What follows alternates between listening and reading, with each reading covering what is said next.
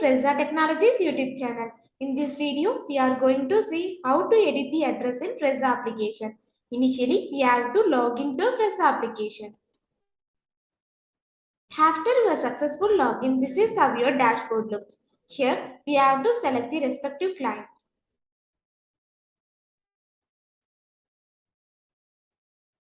On this organization details page, we can see all the details. Here, we have to click on the address tab.